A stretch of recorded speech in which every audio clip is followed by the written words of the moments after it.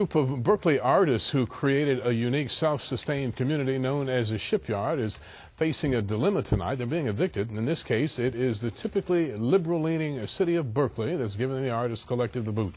KTVU's Diane Guerrazzi is standing by at the Shipyard with a live report. Diane? Dennis, here just off Ashby Avenue, some 30 artists and engineers are begrudgingly preparing to move out of this scrappy artists collaborative.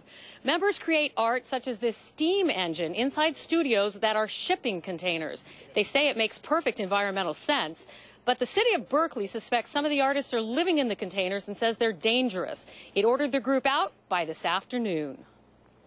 Which is really surprising. I mean, Berkeley prides itself on reuse, recycling. Shipyard founder Jim Mason says recycling is the operative word here. Artists make mechanical, moving sculptures out of scrap, such as this steam-powered Victorian called the Never Was Hall.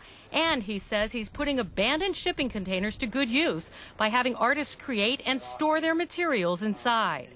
Shipping containers are rated for 50,000 pounds of cargo, 9 high stacking in an ocean-going situation. They don't have any people living in them or occupying them when they're on ships going to China. What's more, Dan Marks, Berkeley's Director of Planning and Development, says electrical wires used in the containers pose a danger that even laid-back, environmentally conscious Berkeley can't permit. It's very hard for us. It's very cool space. It looks interesting.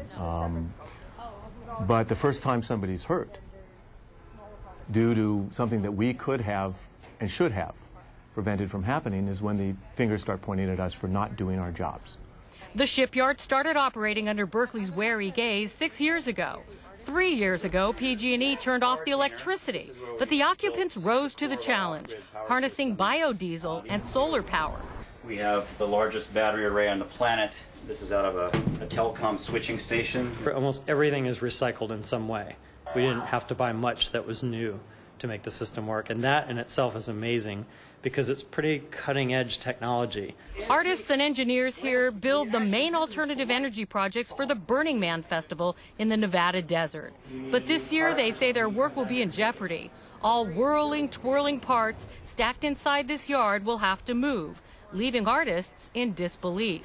I just thought that they were working with us. I thought, I felt that we were working in good faith with them.